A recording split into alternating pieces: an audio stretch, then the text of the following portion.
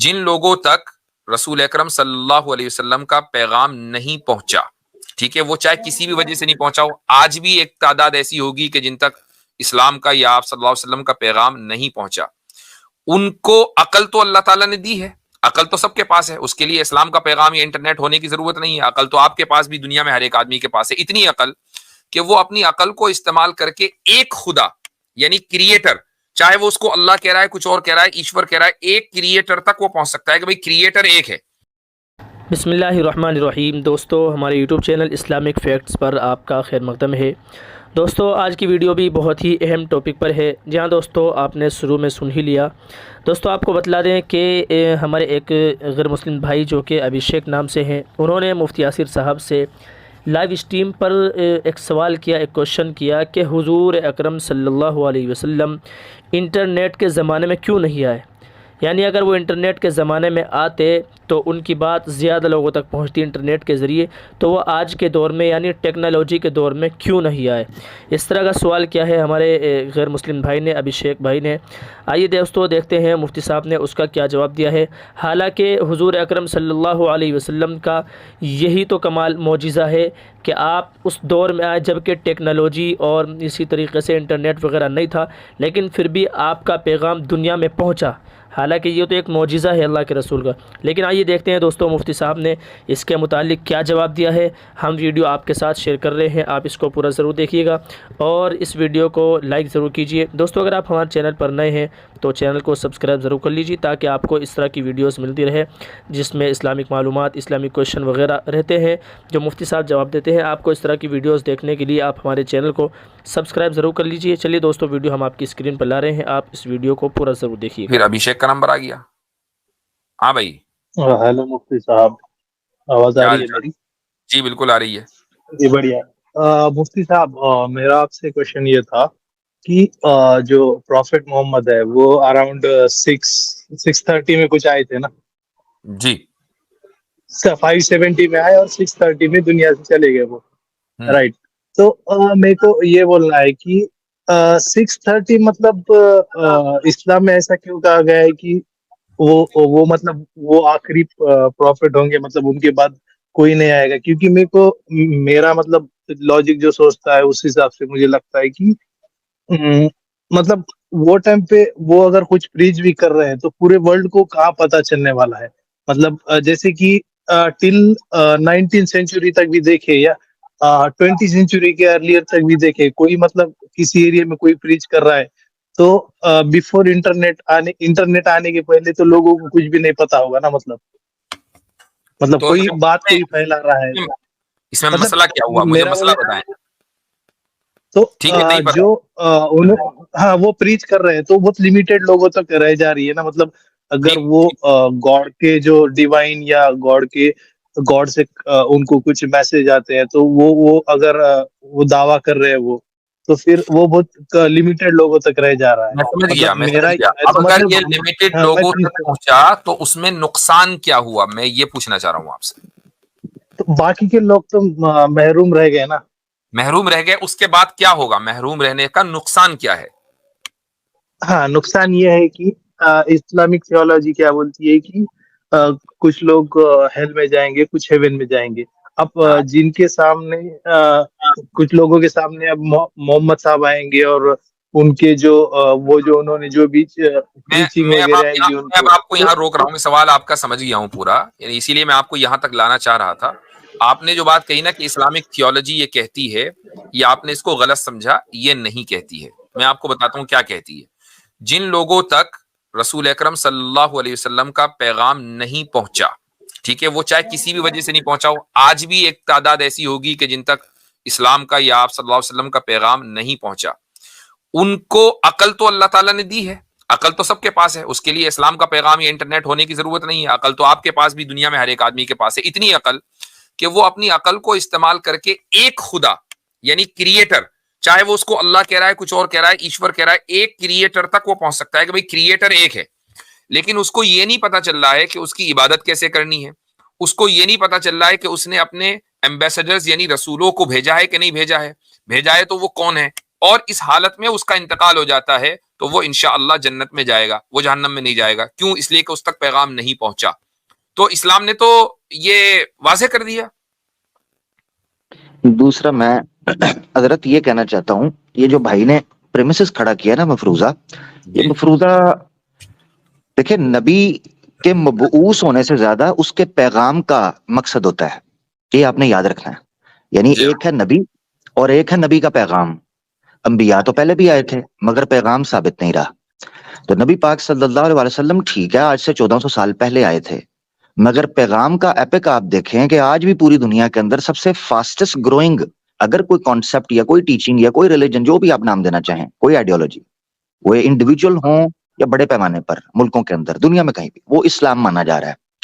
اب نبی پاک صلی اللہ علیہ وسلم کی صداقت کی یہ منہ بولتی ثبوت اس لیے ہے کہ ایک شخص 1400 سال پہلے گزر گیا جس کی صرف تعلیم باقی ہے, ملک تباہ و برباد ہو رہے ہیں, مسلمان اپنی عالمی سطح کے اوپر حالتوں میں بڑے کمزور ہیں, مگر پیغام اس کا جو ہے وہ سر چڑھ کر بول رہا ہے. یہ عامر بھائی صحیح مسلم کی ایک روایت ہے, ابھیشیک صاحب میں آپ کو بتا دوں کہ رسول اکرم صلی اللہ علیہ وسلم نے ارشاد فرمایا کہ قیامت کے دن سب سے بڑی امت میری ہوگی, انا اکثر الانبیاء تبعا, کہ سب سے زیادہ اتباع کرنے والے یعنی فالوورز جو ہیں وہ محمد صلی اللہ علیہ وسلم کے ہوں گے. اب یہ بات آپ کب کہہ رہے ہیں؟ یہ بات آج سے 1400 سال پہلے کہی جا رہی ہے. تو کتنے فالوورز جب رسول اللہ صلی اللہ علیہ وسلم اس دنیا سے تشریف لے جا رہے تھے, پردہ فرما رہے تھے, تو کتنے فالوورز تھے اس وقت؟ تقریباً 1 لاکھ کے قریب فالوورز تھے. ٹھیک ہے, 1 لاکھ کچھ کم زیادہ ہوں گے, 1 لاکھ کے قریب تھے. امیجن کرو کہ اگر ایک آدمی کے 1 لاکھ فالوور ہوں اور یہ پریڈکٹ کر دے وہ کہ میرے فالوورز دنیا میں کسی بھی نبی کے فالوور سے زیادہ ہوں گے, تو یہ بہت بڑا پریڈکشن ہے. اس پریڈکشن کو سچا ہوتے ہوتے بھی اس دنیا میں بھی بڑا ٹائم لگنا ہے, وہ لگا. اب اس وقت 2050 کے بارے میں جو پریڈکشن کی جا رہی وہ یہ کہ by 2050 Islam will become the largest religion, عیسائیت کو پیچھے چھوڑ دے گا. اس وقت جو تعداد میں مسلمان اور عیسائیوں کا ہی مقابلہ ہے آپس میں, باقی تو کوئی کسی کھاتے میں نہیں ہے. تو اگر عیسائیوں کو بھی پیچھے چھوڑ دیا جائے گا اور مسلمان سب سے زیادہ فالوورز ہوں گے, مسلمان سب سے زیادہ ہوں گے دنیا میں, تو ایسا تو نہیں ہے کہ 2051 میں قیامت آ جائے گی. پھر قیامت تک کے کتنے سال ہیں؟ تو آپ تصور کریں کہ یہ نمبر کہاں جائے گا. اس اعتبار سے رسول اکرم صلی اللہ علیہ وسلم نے جو پریڈکٹ کیا تھا 1400 سال پہلے, وہ آج حرف بحرف صادق ہوتا, ہم اپنی آنکھوں سے دیکھ رہے ہیں. بالکل ایسے ہی. اور اسلام کا کلیم, ابھیشیک بھائی, جب بھی آپ نے یہ بارے میں آپ کے ذہن میں کبھی بات آئے نا, تو آپ نے یہ چیز ذہن میں رکھنی ہے کہ اسلام اس بارے میں کلیم, یعنی نبی پاک صلی اللہ علیہ وسلم کا آخری نبی ہونا اور اس سمے پر آنا اور اس کے بعد کے حالات کے بارے میں خود اسلام کا انٹرنل کلیم کیا ہے, تب آپ کو سمجھ آئے گی کہ اسلام, اللہ کے رسول اس ٹائم پر کیوں آئے, کیوں آخری ہیں, اور بعد کا معاملہ کیا ہے. مثال کے طور پر حجۃ الوداع کے موقع پر اللہ کے رسول کے مشہور جملے علیہ الصلوۃ والسلام کہ میں تم تک یہ پیغام پہنچا چکا ہوں, اب تمہارا یہ کام ہے کہ تم نے اس کو غائبین تک پہنچانا ہے. سورہ جمعہ میں اللہ تعالیٰ فرماتے ہیں کہ وَآخَرِينَ مِنْهُمْ لَمَّا يَلْحَقُوا بِهِمْ, اور بعد والے ایسے ہیں جو ابھی تک ان سے ملے نہیں ہیں, یعنی جنریشنز آفٹر جنریشنز. پھر اس کے بعد قرآن میں 2 آیات ہیں جس میں پتہ چلتا ہے کہ اس امت کو خیر امت کہا گیا, اللہ کے رسول پر جو ایمان لائے ہیں, کہ جو بعد آنے والے لوگوں کے لیے ذریعہ ہدایت بنیں گے. اور اس طرح ایک چین بنتی ہے نسلوں میں. تو کسی بھی آئیڈیالوجی کے لیے پریکٹیکلی پاسبل چینز, جنریشنز ہوتی ہیں جس کے تھرو گریجولی گزر کر اس پیغام کو پہنچنا ہے. اور آج اچھا پھر یہ غلط فہمی بھی دور ہو گئی, یعنی اگر مثال کے طور پر اللہ کے رسول پاک صلی اللہ علیہ وآلہ وسلم اس زمانے کے اندر آتے, انٹرنیٹ کے زمانے میں, تو کوئی کہہ سکتا تھا کہ اس زمانے کے اندر تو ٹام ڈک ہیری بھی پاپولر ہو گئے ہیں اوور نائٹ سوشل میڈیا کے اندر. اللہ کے رسول پاک صلی اللہ علیہ وسلم نے اس زمانے میں عالمی سطح پر انقلاب برپا کیا. 23 سال کے دور کے اندر آپ نے وہ پیش گوئیاں کی, اور آنے والے 30 سالوں کے اندر رومن اور پرشین امپائر کو گرا کر ایک تھرڈ پاور کے طور پر پاپ اپ ہوا, جب سوشل میڈیا بھی نہیں تھا, جب انٹرنیٹ بھی نہیں تھا. آج تو ایوری ٹام ڈک کینری پاپولر ہو سکتا ہے. اللہ کے رسول کی عدم موجودگی کے اندر پیغام کا عالمی سطح پر پاپولر ہونا نمبر 1. حضرت صرف آخری جملہ.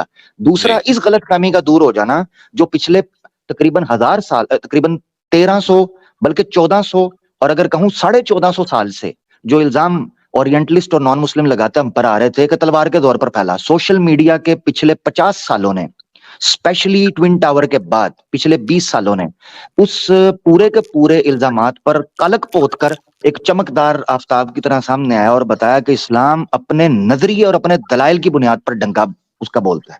بہت شکریہ. اور اس سے بڑھ کر یہ بات ہے کہ آج اگر یہ سوال کیے جا رہا ہے کہ بھائی ٹیکنالوجی کے دور میں آپ صلی اللہ علیہ وسلم کو آنا چاہیے تھا، تو یہ ٹیکنالوجی تو ہمیشہ ایسی نہیں رہنی ہے. کسی کو کیا پتا کہ آج سے 200 کیا 20 سال کے بعد یوٹیوب بالکل آؤٹ ڈیٹڈ ہو جائے گا. کیا آپ کو یاد ہے کہ جس زمانے میں کیسٹیں چلا کرتی تھیں تو اس زمانے میں یہ سمجھتے تھے کہ یار کتنی زبردست اور ایڈوانس ٹیکنالوجی ہے کہ لوگوں کی آواز کو ریکارڈ کر لیتی ہے. آج ان کیسٹوں کا کہیں کوئی پتہ نہیں ہے، سی ڈیز کا کہیں کوئی پتہ نہیں ہے. تو ٹیکنالوجی تو اتنی تیز چیز ہے، ترقی کر رہی ہے. تو یہ کوئی ضروری نہیں ہے کہ یہ ٹیکنالوجی آگے رہے گی. مان لو اس ٹیکنالوجی کے دور میں آتے یا نیوز پیپر کے دور میں آ جاتے تو آپ لوگ یہ سوال کرتے کہ ویڈیو کے دور میں آنا تھا، ویڈیو کے دور میں آپ لوگ یہ کہتے کہ اے آئی میں آنا تھا. تو پھر تو ہاں جی بھائی ابھیشیک. مفتی صاحب، اگر کوئی آدمی شرک کو جسٹیفائی کرے اس کی اپ برنگنگ کی وجہ، جیسے مسلم لوگ ون گاڈ میں بلیو کرتے ہیں، ان کی اپ برنگنگ اس طریقے سے ہوتی ہے، ان کے پیرنٹس ان کو پہلے سے ہی بتاتی ہے گاڈ ہے، اس کا کوئی پکچر وغیرہ نہیں ہے. اور جیسے ہم لوگ ہندوز ہیں، ان کے پیرنٹس ہم کو بتاتے ہیں کہ رام جی وشنو کا اوتار لے کے آئے تھے، کرشنا جی وشنو کا اوتار لے کر آئے تھے. تو آپ اپنے بات کو جسٹیفائی کر رہے ہیں یا اس کو صحیح سمجھ رہے ہیں، اور میں میرے بات کو صحیح سمجھ رہا ہوں، تو پھر یہاں پہ آپ کیا بولیں گے کہ وہی وہ گاڈ تو پھر آپ کی تھیولوجی کے حساب سے ابھی تو آپ سے ایک کو تو ہیل میں ڈالے گا اور آپ جی کو ٹھیک تو ہے جنت میں ٹھیک ڈالے ہے گا. ٹھیک ہے. ابھی تھوڑی دیر پہلے ہمارے پاس اسٹریم میں ہی ایک صاحب آئے تھے جو ایک مسلم فیملی میں پیدا ہوئے اور اسلام سے نکل گئے. ٹھیک ہے، وہ کیوں نکلے، اپنی عقل کو انہوں نے صحیح استعمال کیا کہ غلط استعمال کیا، وہ ایک الگ اسٹوری ہے، لیکن بہرحال وہ نکل گئے. تو اس طرح کی ایگزامپلز موجود ہیں. اس طرح کی بھی example, hold on let me complete, اس طرح کی بھی ایگزامپلز موجود ہیں کہ جو ہندو فیملی میں پیدا ہوئے اور اسلام میں داخل ہو گئے. آپ یہ دیکھ لیں کہ انڈیا پاکستان میں یعنی بر صغیر میں اوور آل جو سب کانٹیننٹ کی جو مسلم پاپولیشن ہے اس میں سے کتنے پرسنٹ ایسے ہوں گے کہ جو باہر سے ہجرت کر کے آج سے 1000 سال پہلے انڈیا آ کر سیٹل ہوئے؟ بہت کم، مشکل سے 10-12%، 20% ہوں گے، بہت مان لیا میں نے. باقی تو سارے وہی ہیں نا کہ جن کے آبا و اجداد مشرک تھے اور انہوں نے اسلام قبول کیا، اور اس کے بعد پھر وہ بڑے بڑے علماء بھی بنے، بڑے بڑے صوفیاء بھی بنے، بڑے بڑے اسکالرز بنے، وہی تو لوگ ہیں. تو یہ کوئی آپ کی جو دلیل ہے نا یہ مضبوط نہیں ہے. اسی لیے میں نے کہا کہ اگرچہ اسلام کا پورا پیغام آپ تک نہ پہنچا ہو، عقل آپ کے پاس ہے کہ اس عقل کی روشنی میں آپ یہ طے کر سکتے ہیں کہ خدا کے جو اومنی پوٹنٹ ہے، کہ جس کے پاس مکمل پاور ہے، وہ اپنی پاور کو تیاگ کر ایک انسان کے روپ میں کیسے آئے گا ہمارے درمیان. یہ تو ایک انسان کی عقل تسلیم نہیں کرتی نا. تو کیا آپ اس عقل کو، کیا آپ اس چیز کو جسٹیفائی کرتے ہیں؟ مفتی صاحب، ایکسیپشنز آر ناٹ ایگزامپلس. مطلب آپ جو بتا رہے ہیں کہ کوئی آپ کے پاس صاحب آئے تھے، وہ مسلم گھر میں پیدا ہوئے اور آئی نو انہوں ایکسیپشنز نے نہیں ہے، اسلام لیکن چھوڑا. یہ جو آپ اتنی بڑی پاپولیشن انڈیا مطلب کے مسلمانوں کی، پرسنٹیج بھائی آپ میں بتا رہا ہوں نا کہ پرسنٹیج انڈین، کتنا ہوگا؟ پاکستانی، مسلم، بنگلہ دیشی مسلمز کی اتنی بڑی پاپولیشن آپ دیکھ رہے ہو، تو اس میں پوری پاپولیشن کے اندر 70-80% تو وہی لوگ ہیں نا کہ جن کے آبا و اجداد نے اسلام قبول کیا تھا. یہ کوئی ایکسیپشن تو نہیں ہے. اچھا، پوری دنیا میں جتنے بھی عرب آپ دیکھ رہے ہیں سب کے سب آبا و اجداد نے اسلامی تو قبول کیا تھا. دوسرا اچھا، زبردست جو اجمی ہیں آپ دیکھ لو، ایران چلے جاؤ، افغانستان چلے جاؤ، عراق چلے جاؤ، سیریا چلے جاؤ، فلسطین، لیبیا، مصر، یہاں ان سب کے آبا و اجداد نے اسلام قبول کیا تھا. یہ ایکسیپشن ہے. بالکل ایسے ہی ہے، ہسٹورک نہیں ریکارڈ مطلب ہے. دوسرا مفتی صاحب، ابھیشیک مطلب بھائی، اگر اوکے ابھیشیک بھائی صرف ایک بات بولنا چاہتا ہوں میں. یہ آپ نے سمجھنا ہے کہ جو آرگیومنٹ آپ پیش کر رہے ہو نا آباء و اجداد کا، یہ آرگیومنٹ مضبوط نہیں ہے. اس کی وجہ یہ ہے کہ آباء و اجداد بہت سی ایسی چیزیں بتاتے ہیں جس کو اولاد فالو نہیں کرتی ہے.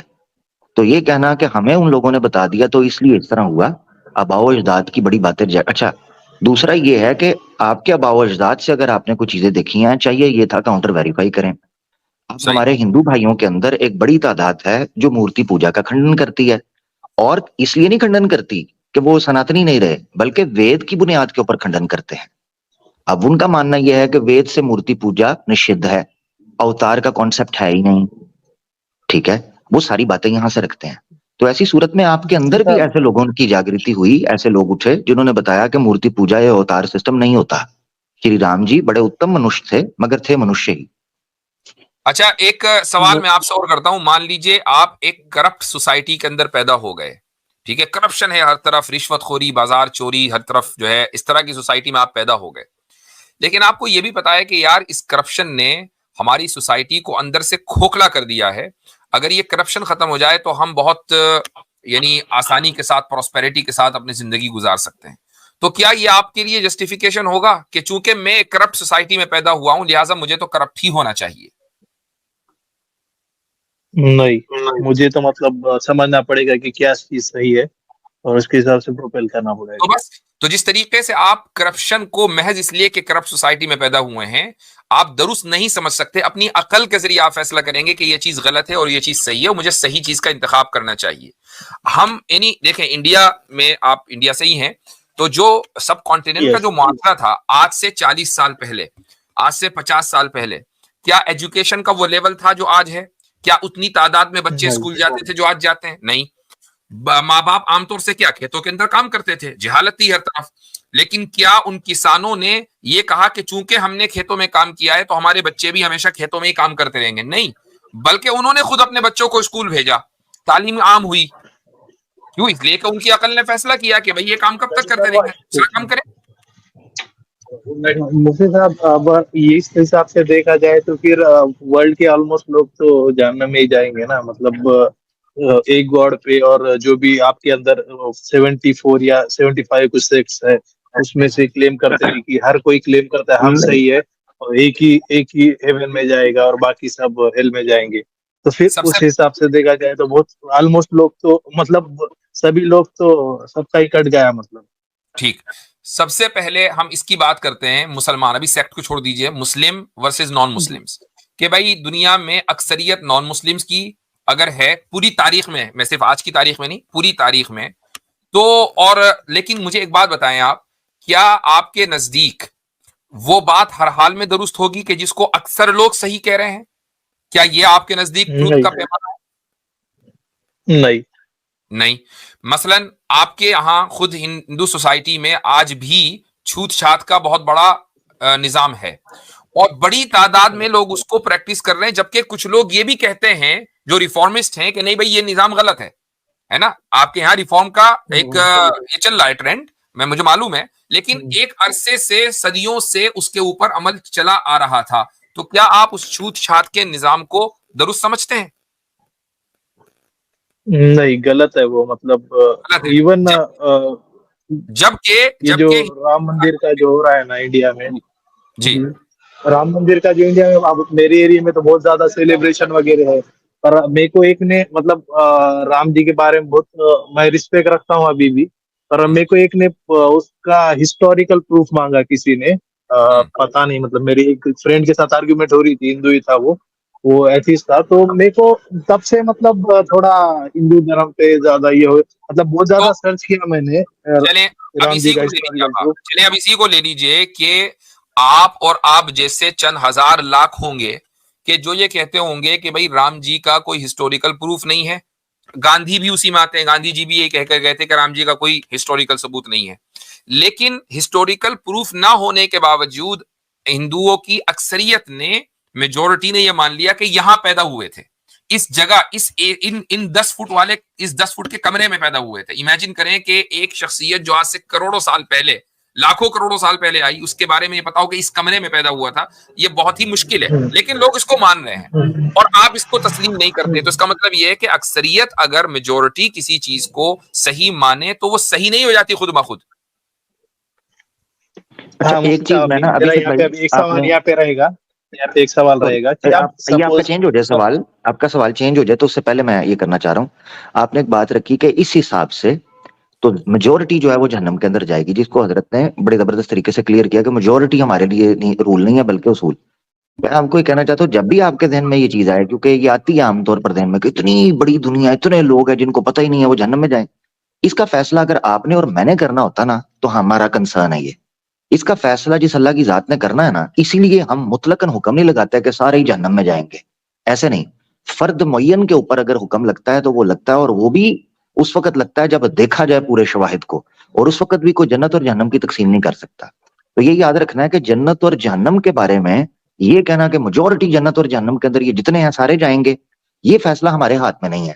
ہمیں کیا پتا، آپ کو ہدایت مل جائے، اللہ نے آپ کے نصیب میں لکھا ہو، آپ کے ہدایت مل جائے، آپ سچے کو سویکار کر لو، جیسے آپ بات سے لگ رہا ہے اس طرح کئی لوگ کر لیں گے. تو یہ تو انسان کے اوپر ہے نا, مرتے دم تک مہلت ہے اس کے پاس.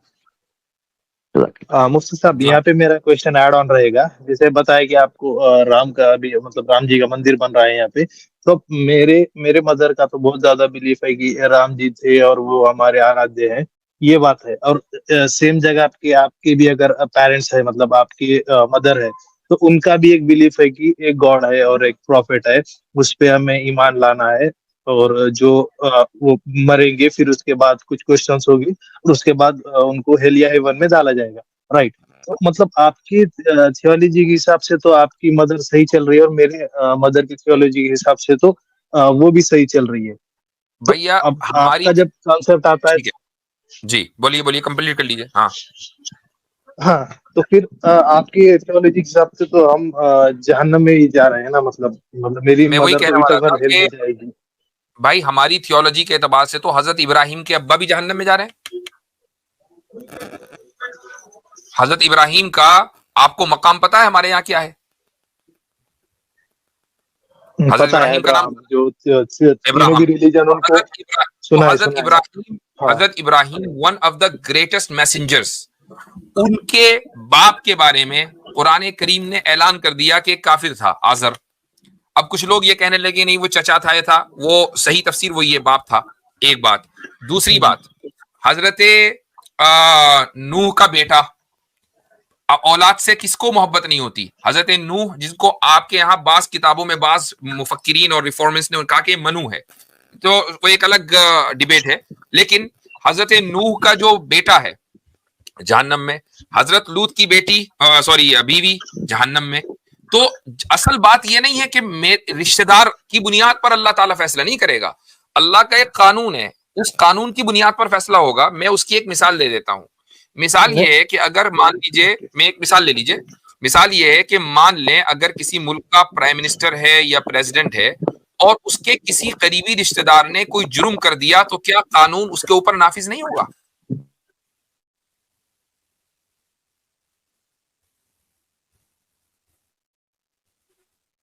آپ میوٹ مائک پر ہیں بھائی. میوٹ ہے. ہاں ابھیشیک بھائی میوٹ پہ.